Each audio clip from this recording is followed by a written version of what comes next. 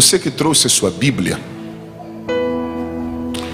abra ela no livro do Êxodo, capítulo 3.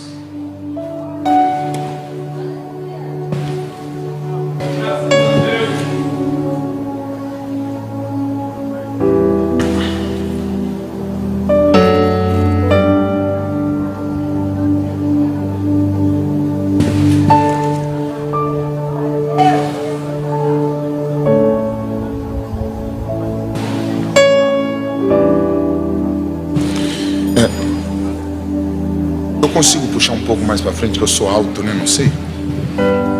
Ah, que é móvel. Eita.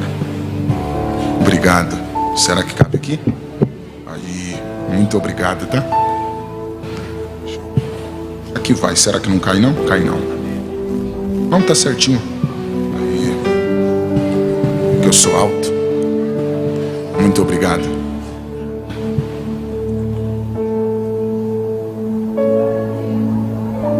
Êxodo capítulo 3.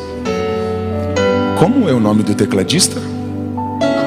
Mateus. Prazer, Mateus. Tudo bem? Tá todo bonitão, hein? Com fone. Mateus, eu vou fazer um pedido para você. Eu sou muito sentimental. Se você tocar qualquer coisa melancólica, eu choro. Já viu aqueles pastores que pregam chorando, Mateus? Já viu? Aí eu ia pedir para você só não tocar nada melancólico, tá? Só para não chorar. Você sabe aquele quem já pisou no Santo dos Santos?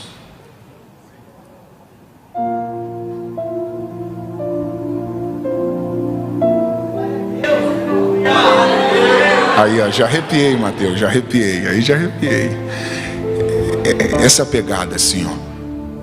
Eu quero conhecer Jesus, o carpinteiro.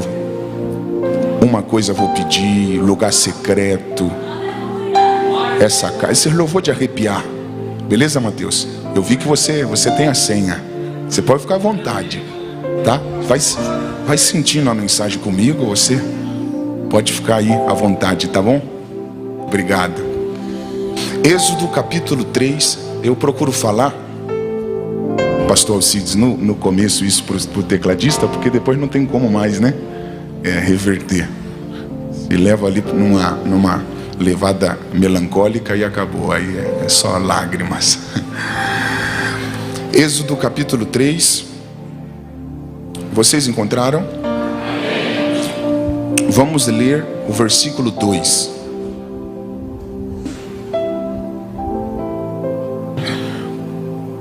E apareceu-lhe o anjo do Senhor em uma chama de fogo no meio de uma sarça. E olhou, e eis que a sarça ardia no fogo, e a sarça não se consumia. E Moisés disse: agora me virarei para lá, e verei esta grande visão, porque a sarça não se queima.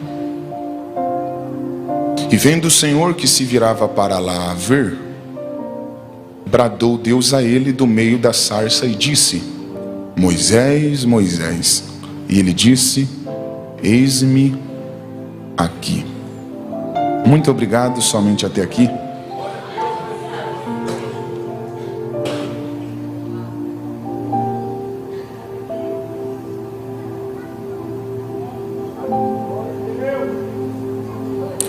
Falar sobre Moisés, sem sombras de dúvidas, é falar de uma das maiores autoridades que já houve entre os homens. Toda a autoridade que Moisés exerceu foi entregue por Deus para ele. E Moisés, sem sombra de dúvidas, foi um dos maiores líderes que já houve em toda a história. Para o judeu ortodoxo, Moisés é exatamente a figura perfeita de um homem que desenvolveu um nível intenso de relacionamento com Deus.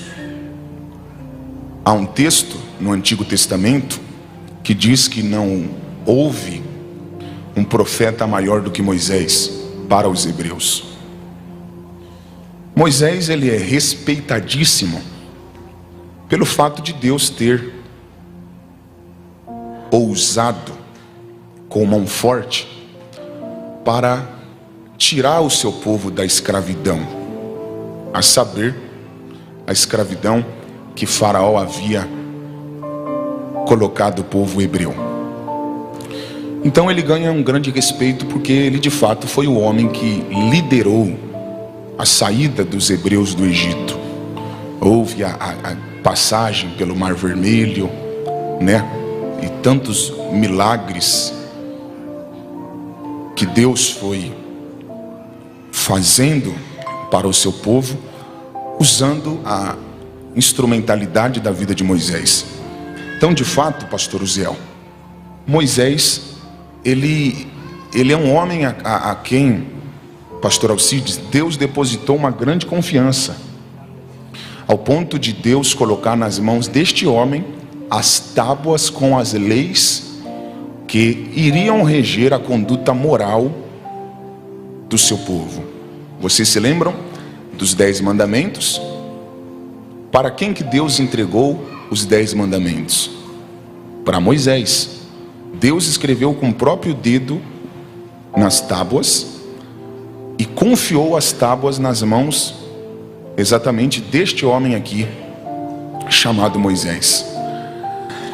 Se eu fosse ficar falando aqui da biografia de Moisés, eu iria ter que usar muito tempo só para falar do que Moisés representa e representou ao longo de toda a história.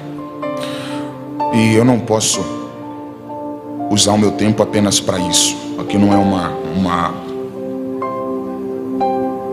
aula teológica. Nós estamos num culto e vamos ouvir uma palavra. Então vamos lá, eu só vou pontuar alguns aspectos na história de Moisés que eu acredito que são interessantes para que haja um desenvolvimento pleno e consistente daquilo que Deus tem para os nossos corações nesta noite. Primeiro ponto que eu quero destacar é que Moisés nasceu em um tempo de desvantagem. Como a maioria de vocês sabem, Faraó havia dado uma ordem no Egito que toda hebreia que gerasse um filho iria perdê-lo, porque a ordem de Faraó para as parteiras das hebreias foi: se nascer menino, se for varão, mate-o. E Joquebede, que era a mãe de Moisés, ficou gestante bem nessa época de decreto de morte. E foi exatamente nesse momento, pastor Uziel, que Moisés foi gerado. Ele nasce, pastor Alcides, Joquebede vê que ele é formoso, saudável, esconde ele por 3 meses. Eu tenho uma mensagem dessa, inclusive até preguei na vigília lá do Braz, de 12 anos, do capítulo 2, quando Moisés nasceu. Joquebede escondeu ele, Heitor, por 3 meses, viu que não podia esconder por mais tempo, colocou ele no rio Nilo, né, para que nenhum egípcio matasse-o. E olha que, gente, isso aqui nós já vamos começar com tudo. Se vocês creem em palavra revelada, olha isso aqui. Não, pera, gente, pera. Vamos ver primeiro. Moisés está no rio Nilo. Se você conseguir ver no capítulo 2, para vocês verem que está na Bíblia, eu só vou. Essa aqui eu não posso deixar passar, porque essa aqui é muito boa. Zé, você quer me ajudar? Vamos lá. Tiro aqui ou outro microfone? Pode dar um outro só pro pastor Alcides. Olha que tremendo. Pastor, como é o nome do senhor? Pastor Francisco, olha isso aqui. Quer ir na minha ou com a sua? Vai com a sua? Tá. Gente, olha isso aqui. Pastor Francisco, olha isso. Ó, o menino já está no 6º, no rio, beleza? Lê o versículo 4, 2:4. E a sua irmã postou-se de longe para saber o que lhe havia de acontecer. Pastor Alcides, olha isso. A irmã de Moisés está de longe para saber o que vai acontecer com ele. Miriam está de olho no cesto. Continua. E a filha de Faraó desceu a lavar-se no rio. Opa. Pastor Zé, quem está descendo? A filha de Faraó. A princesa? É. Uau. Vamos lá, continua. E as suas donzelas passeavam pela borda do rio. Pastor Zé, quem está passeando pela borda do rio? Suas donzelas. As donzelas da princesa. Isso. Mas vê quem viu o menino. E ela viu a arca. Peraí. Quem está na borda? A princesa. As donzelas da princesa? Mas quem está vendo o menino? A princesa. Pastor, Alcides, se ele não pegar, eu vou embora. Isso aqui não é para quem está boiando, tá? Olha isso aqui. Eu estou vendo que tem gente ali com a Bíblia ligada. Vamos lá. Quem está na borda do rio? Isso. As donzelas? De quem? Da princesa. Pastor, vamos lá. Então as donzelas estavam na borda. Isso. Mas quem viu o menino? A princesa. A princesa. A princesa. Peraí. Mas quem está na borda, não estava mais fácil para ver? Sim. Estava dentro da água. Eu vou. Pastor Alcides, se as donzelas estavam na borda do rio, elas não estavam mais perto para ver o menino? Sim. Mas por que não foram as donzelas que viram? Não, eu vou jogar mais uma vez para o alto, pastor Francisco. Me ajuda no retorno nesse aqui, é o dele que deu microfonia, o meu está perfeito. Eu vou voltar. Quem está na borda do rio? As donzelas. Fala mais alto. As donzelas. Mas quem está vendo o menino? A princesa. Mas peraí, se as donzelas estavam na borda, elas não estavam mais perto para ver? Sim. Mas quem viu? A princesa. Sabe por que não foram as donzelas que viram o menino? Pergunta. Por quê? Porque Deus não mostra projeto para quem não tem recurso para mantê-lo vivo. Amém. Alguém pegou? Vamos lá. E se ele não pegar, nós vamos pular lá. Vamos lá. O senhor acha que as donzelas tinham poder de livrar Moisés da morte? Não. O senhor acha que as donzelas tinham capacidade de convencer Faraó para não matar o menino? Não. O senhor acha que as donzelas tinham recursos para convencer Faraó para deixar o menino vivo? Não. Está entendendo por que Deus não está mostrando o menino para elas? Porque Deus não mostra projetos para quem não tem recursos para mantê-lo vivo. Deus não mostra projeto para pessoa. Glória! Gente, se você não pegar isso, eu estou vendo alguém vindo ali. Eu preciso de retorno no meu. A microfonia quando deu foi só no dele. O meu estava bom quando eu peguei. Aí abaixaram o retorno. Então vamos lá. Por que Deus está mostrando o menino para a princesa? Porque Deus precisava colocar esse menino dentro do palácio. Eles estão ligados. Sim. Então vamos lá. Deus precisava colocar o menino dentro do palácio. Vamos ficar aqui? Tá. Aí pode sentar, já eu te chamo de novo. Mas vai com o microfone. Então o menino já está dentro do palácio. Olha isso, pastor Francisco. Moisés já está dentro do palácio. E ele vai crescer sendo chamado filho da filha de Faraó. Só que no versículo 11 do capítulo 2 ainda, Moisés vai ver, Heitor, um egípcio maltratando um hebreu. E aí ele não concorda com aquilo e acaba pela força da emoção cometendo um grande erro, né? Um grande erro dentro de uma linguagem humana, acaba matando, né? Cometendo homicídio. E aí ele fica com medo, porque ele vai perceber que o negócio, a casa logo vai cair. E antes que alguém mate-o, ele foge. E vocês vão ver no texto que quando o Faraó viu que ele matou um egípcio, o Faraó iria tentar contra a vida dele. Aí ele vai fugir e vai para as terras de Midian. Lá ele vai ajudar as filhas de um homem que se chamava Reuel, que também estava em um apuro. Ele vai cuidar dessas mulheres e dar de beber para o rebanho delas. E aí elas vão voltar para casa e falar para o pai delas, que no caso era Reuel: pai, um homem nos salvou e deu a beber para o nosso rebanho. E aí Reuel vai perguntar onde ele estava, e depois Moisés vai se apresentar para Reuel, e Reuel vai entregar para Moisés uma de suas filhas para casar com ele, que no caso foi Zípora. Beleza, aí Moisés vai se tornar funcionário do sogro dele. Ele vai começar a trabalhar para Reuel. Olha isso, pastor Francisco. E agora nós vamos no capítulo 3, pastor Alcides. Moisés já está com 80 anos de idade, Uziel, cuidando do rebanho, apacentando as ovelhas do seu sogro. Mais uma vez ele indo para o trabalho dele, olha o que aconteceu. Deus resolveu aparecer para ele. O capítulo 3 fala quando Deus se manifestou para Moisés. Como é o nome do senhor? Antônio Carlos, olha isso aqui. Moisés conhecia Deus apenas de ouvir. Ele sabe do histórico do Deus dos antepassados dele.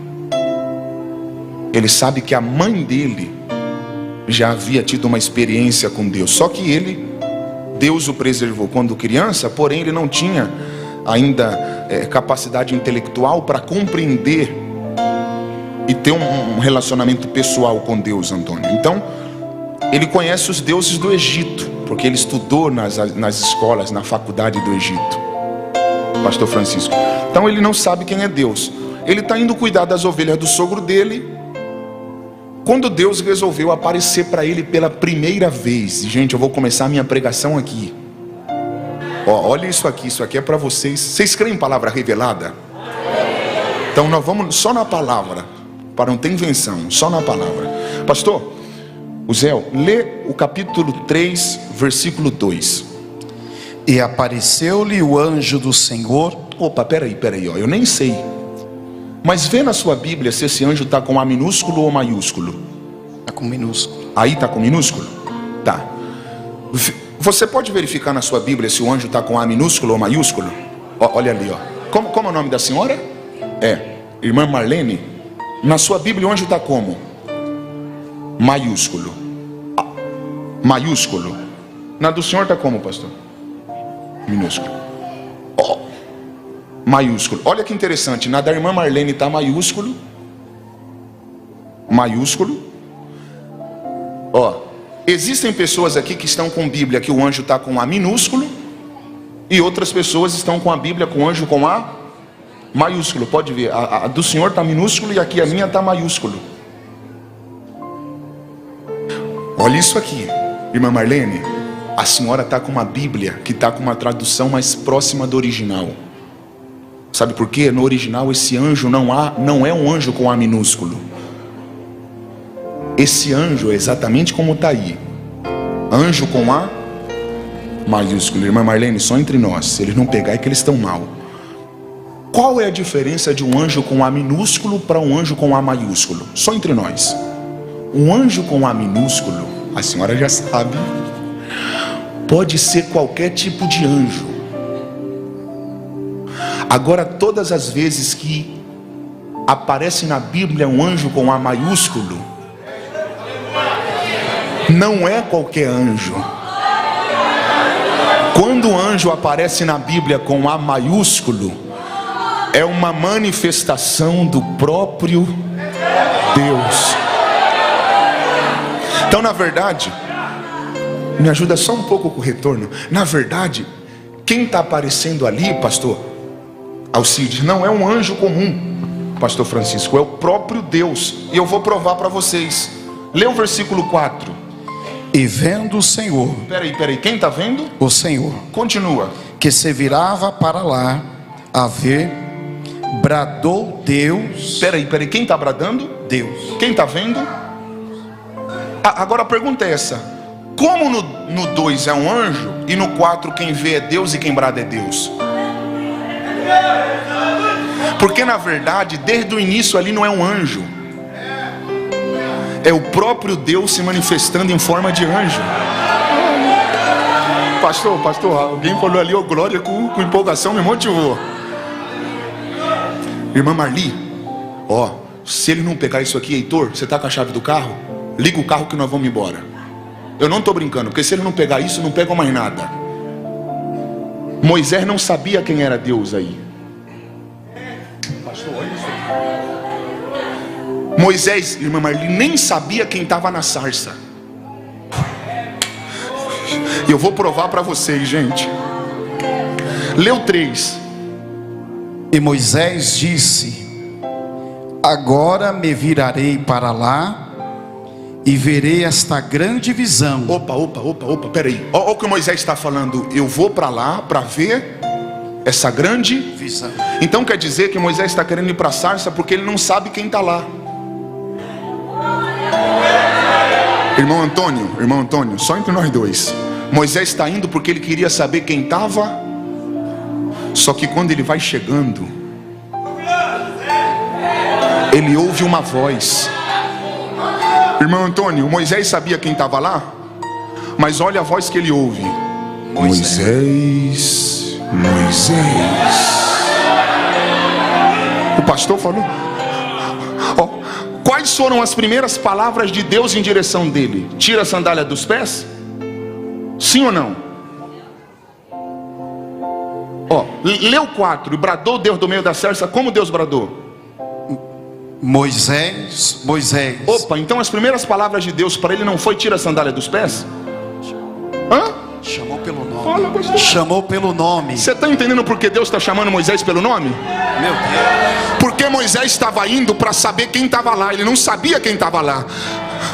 Irmã Marli, aí Deus está falando, eu poderia falar muitas coisas para ele, mas as primeiras coisas que eu vou falar para ele é o nome dele repetidamente, porque ele não sabe quem eu sou, mas eu vou mostrar para ele que eu sei quem ele é.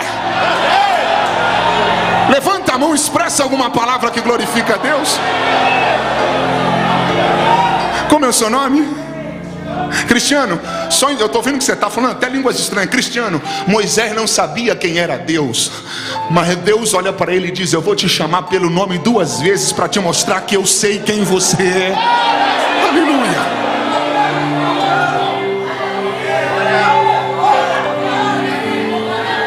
Aí vamos. Pastor Zé. E disse: não te chegues para cá. Tira os teus sapatos de teus pés, porque o lugar em que tu estás é terra santa. Tá, peraí. Não é isso que eu quero destacar. Nós vamos ver agora, irmão Antônio, o que chamou a atenção de Moisés, pastor. O que Deus chamou, o que Deus usou para chamar a atenção dele, pastor Francisco. Olha isso aqui. Leu 2. E apareceu o anjo do Senhor em uma chama de fogo do meio de uma sarça. Então Deus entrou no meio de uma sarça. Gente, presta atenção, isso aqui é pérola, isso aqui não tem no Google. Aqui não é para quem está boiando, não. Deus entrou no meio da sarça, ok. Irmã Marli, Deus entrou no meio da sarça. A sarça é um arbusto que cresce no deserto, não tem vida, não tem cor. Não tem nada a ver com isso aqui, Sarça é como se fosse uma árvore com galhos secos, para vocês tentar falar de uma maneira simples. Kleber, Cristiano. Então Deus entrou no meio da sarça. Todo mundo pensa, irmão Antônio, se ele não pegar, não tem como continuar. Todo mundo pensa que o que Deus usou para chamar a atenção de Moisés foi o fogo. Quando eu lembro que quando eu era criança, pastor Cid, na escola bíblica, as tias da escola bíblica colocavam na televisão, né, aqueles desenhos bíblicos, e aí aparecia esse episódio, tipo uma árvore pegando fogo. Não sei se você já se recorda disso, até das revistinhas. E nós ouvimos muitas pregações sobre esse episódio aqui, que as pessoas destacam o fato da sarça ter fogo, como que se Deus tivesse usado apenas o fogo para atrair Moisés. E aí, quando nós ouvimos essas pregações que que pontuam muito o fato do fogo, irmã Marli. Nós ouvimos os pregadores falando assim, ó, pega fogo, olha o canela de fogo, olha aquela sarça tem fogo, né? Porque parece, né, pastor Francisco, que o que Deus usou para chamar a atenção de Moisés foi o fogo. Tipo assim, Moisés olhou para a sarça e falou, uau, olha ali aquela árvore com fogo. Parece que foi isso. Mas olha como a palavra de Deus ela é tremenda. Pastor Zeus, não estou brincando. Se ele não pegar, não vou continuar. Nós vamos ver o que Deus usou para chamar a atenção de Moisés. Eu falei que a palavra é revelada. Nós vamos nos detalhes. Agora lê o 3. E Moisés disse... Peraí, quem está falando? Moisés. Moisés falou o quê? Agora me virarei para lá. Peraí, vamos lá. Para onde Moisés quer ir? Para a sarça. Uau, o senhor é inteligente. Moisés quer ir para a sarça. Para que ele quer ir para a sarça? Para ver quem é. Ele falou o quê? Agora me virarei para lá. Agora me virarei para lá e verei esta grande visão. Opa, então vamos lá. Irmã Marli, Moisés disse que ele quer ir para a sarça, Cristiano, porque lá ele tem uma grande visão para ver, irmão Antônio.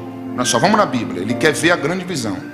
Agora vamos ver qual é essa grande visão, pastor Francisco, que Moisés queria ver. Se vocês não pegar, eu vou pular aí. Continua.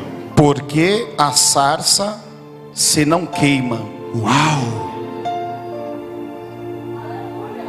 Então a grande visão que Moisés quer ver, se ele não pegar, acabou. A grande visão que Moisés quer ver não é o fato da sarça ter fogo. Pegou. Eu arrepiei. O que está deixando Moisés com nó na cabeça, só entre nós, irmão Antônio, eu estou arrepiado, não é o fato da sarça ter fogo. Pegou. O pastor Francisco pegou. O que está deixando Moisés curioso é que ele está vendo uma sarça cheia de fogo, porém o fogo que está nela não está sendo capaz de destruir ela. Eu estou arrepiado. Fala para quem está do seu lado assim, ó, Deus sabe como atrair Moisés.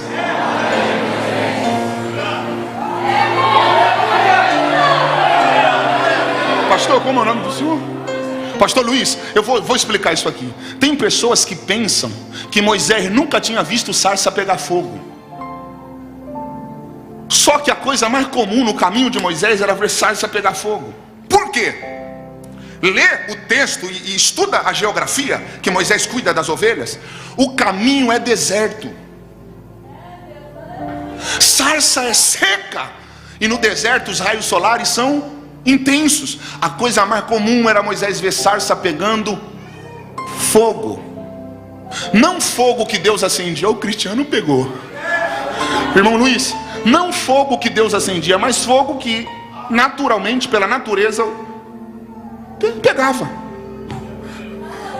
Só que, irmã Marli, toda a sarça que Moisés via pegando fogo, quando ele voltava, não estava mais de pé. Aí Deus falou, ele já viu sarça pegando fogo, agora eu vou fazer um negócio novo que vai deixar ele curioso. Ele está acostumado a ver sarça pegando fogo, mas todas que ele vê, quando ele volta, não estão mais de pé. Agora eu vou fazer algo para chamar a atenção dele. Eu vou entrar no meio de uma, não só para acender fogo, mas para dar resistência para ela, ao ponto de ele olhar e falar: alguém pegou ali, ó. Olha lá atrás, tem alguém? Eu vou ser mais direto para não ficar enrolando.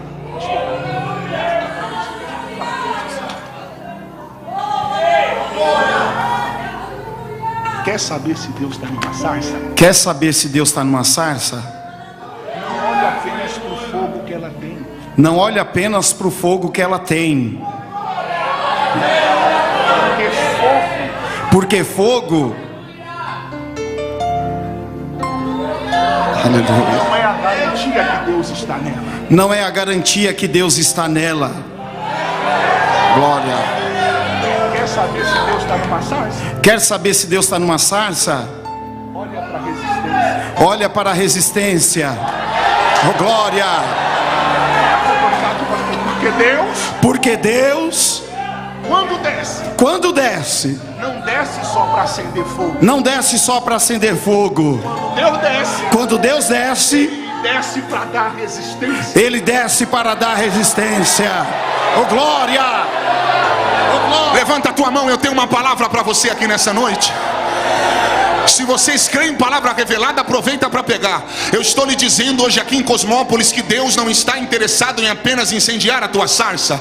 Deus está interessado em dar resistência para você permanecer.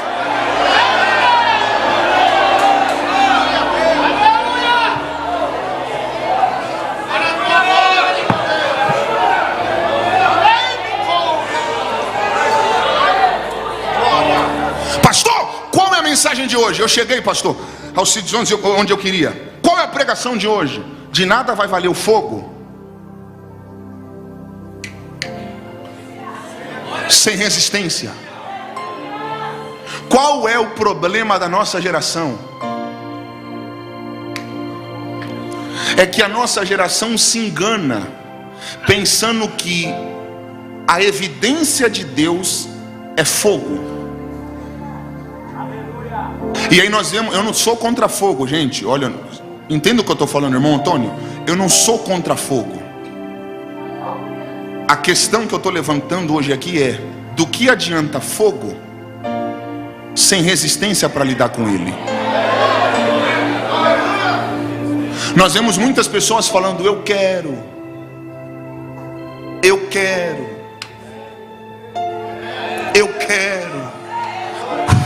A pergunta que a palavra, eu estou arrepiado aqui, Cristiano. A pergunta que a palavra está nos fazendo é essa aqui: será que você aguenta o fogo que você tanto está buscando?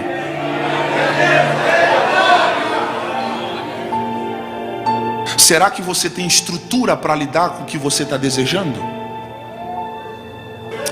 Você não tem.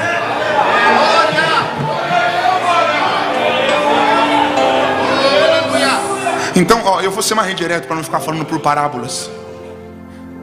Se for para escolher entre ter fogo e resistência, é muito melhor a resistência. Qual é o nosso problema? Eu estou falando nosso, eu estou me incluindo no meio. Ó, eu estou me colocando. Qual é o nosso problema? É que nós pensamos que só é cheio de Deus quem?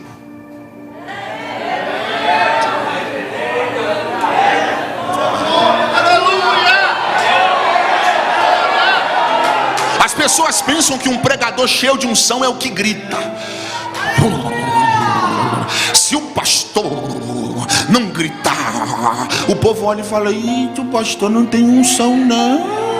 Porque nós criamos um conceito pentecostal que quanto mais a pessoa marcha, roda, mais ela tá cheia. Aí quando nós vemos algumas pessoas calminhas, amém, glória a Deus. Aí qual é o nosso costume? Olhar e falar: olha lá o iceberg, olha lá a Antártida, olha lá o gelo, olha lá a geladeira. Aí a gente começa a criticar as pessoas que não reagem com tanta explosão, né? E nós criticamos. Quem não explode, a gente pensa que não tem Deus. Mas aqui que vai, eu vou logo ser mais direto. A grande questão é que parece que quanto mais a pessoa pula, quanto mais a pessoa roda, quanto mais a pessoa fogo tem, menos resistência ela possui. Aí nós encontramos algumas pessoas na igreja que não pula muito, que não sapateia muito, que não roda muito, mas segunda está de pé, terça está de pé, quarta está de pé, quinta está de pé, sexta está de pé, sábado está de pé, domingo está de pé, janeiro está de pé, fevereiro está de pé. Vem carnaval, a pessoa diz: aqui não, aqui pode não chamar muita atenção pelo fogo, mas aqui tem bala na agulha para aguentar ficar de pé.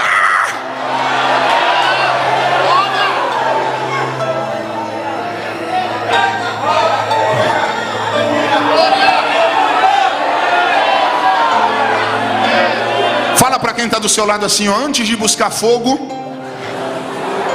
busque resistência.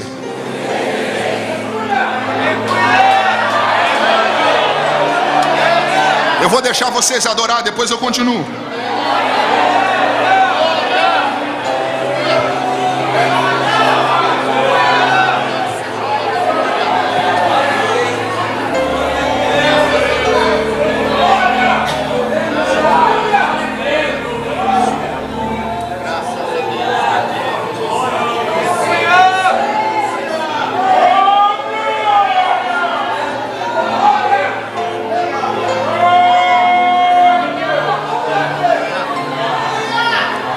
Eu estou falando de uma balança. Vamos lá. Irmã Marli, eu vim com uma mensagem hoje diferente. Não é aquela que a gente está acostumado a ouvir, mas eu estou com uma mensagem aqui que talvez não se preocupa muito, pastor Alcides, com o pulo que vai ter aqui, mas com o resultado que ela vai produzir. Pastor Francisco, eu estou falando de uma balança. Vamos lá, eu falei de uma. Vamos ver o que tem na balança, pastor Ziel. Fogo e resistência. Vamos lá, o que tem na balança? Só para vocês gravarem, o que tem na balança?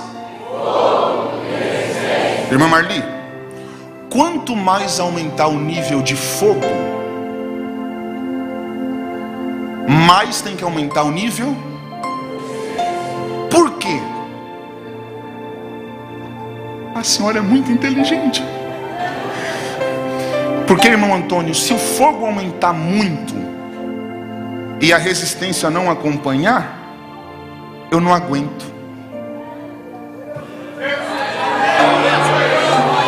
Aí aquilo que era para fazer bem acaba me queimando. Eu vou ser mais direto. Lembra o que Jesus falou? Quanto mais é dado,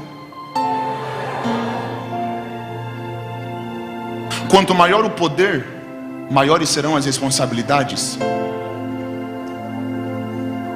Não tem problema em buscar poder. O problema é não ter responsabilidade para lidar com o poder que tanto deseja.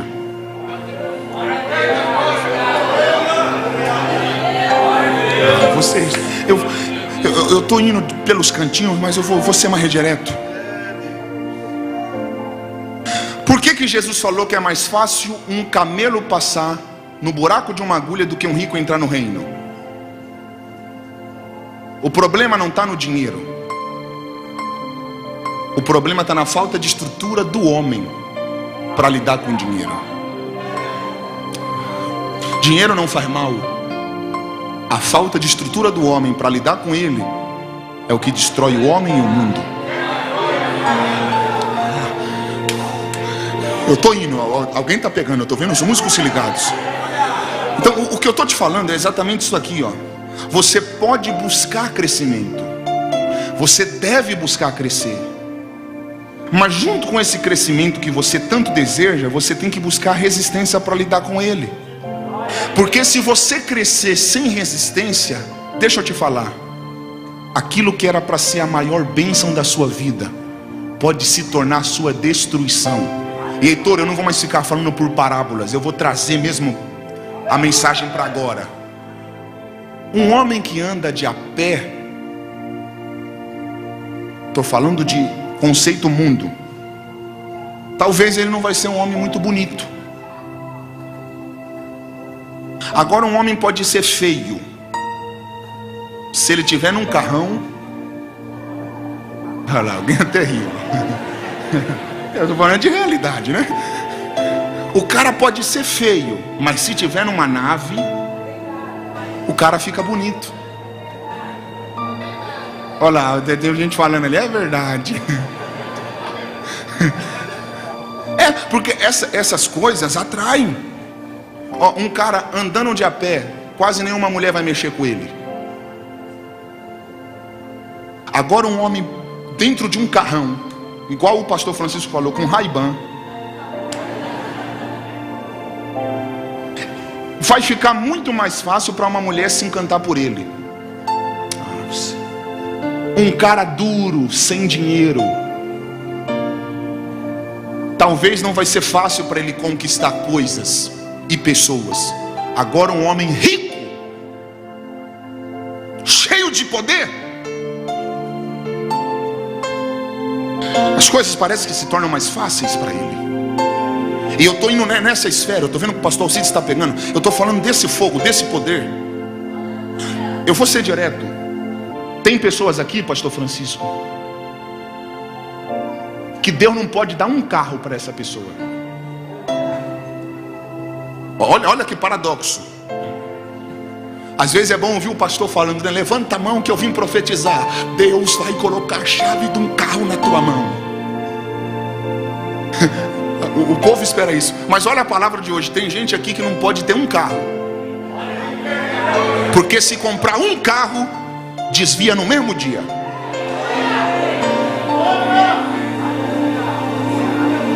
Tem gente aqui que não pode sair do pão nosso de cada dia, porque se sair, empina o nariz, não quer mais saber de igreja, não respeita mais pastor. Não, eu vou ficar ouvindo pastor. Pastor não manda na minha vida, pastor não manda na minha casa, pastor não paga a minha conta. Porque o poder dá uma sensação para o homem de independência. Quer conhecer um homem? Dá poder para ele.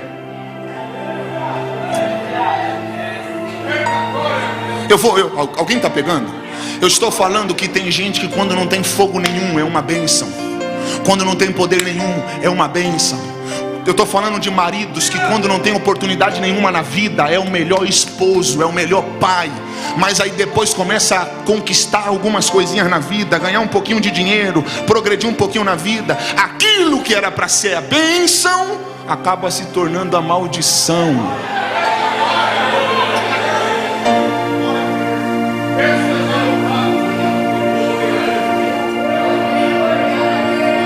Tem pessoas que não têm estrutura nenhuma para lidar com fogo. Tem pessoas que não têm estrutura nenhuma para lidar com poder. A pergunta da palavra de hoje para nós é essa: será que nós temos estrutura psicológica, emocional e espiritual para lidar com o que tanto estamos desejando? Se você tivesse hoje dinheiro para não acabar mais, você estava na igreja? Se você tivesse BMW na tua garagem, Ferrari, Rolls Royce, Bentley, ou não sei o carro dos seus sonhos, Lamborghini, se você tivesse tudo que você deseja, estou falando de terra, a igreja teria graça para você?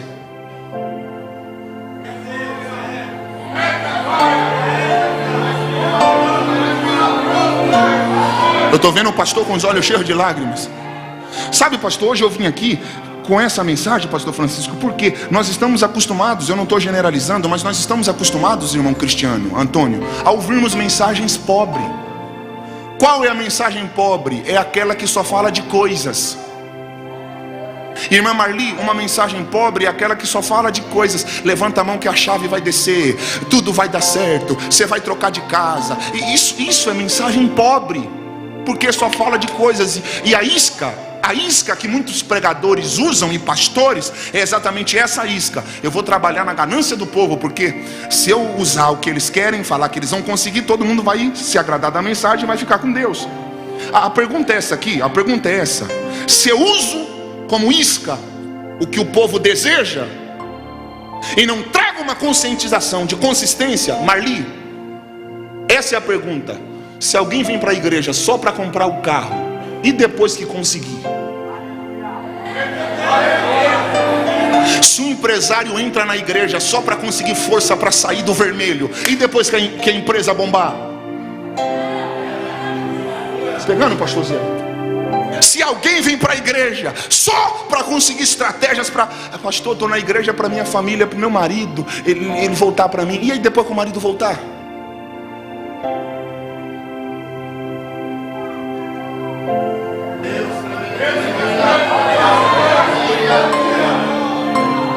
E existem muitas pessoas na igreja exatamente nesse nível que eu estou falando para vocês. Pessoas que só buscam fogo, mas não buscam resistência nenhuma. Deus não quer te dar apenas aquilo que você quer. Deus quer te dar aquilo que você realmente precisa.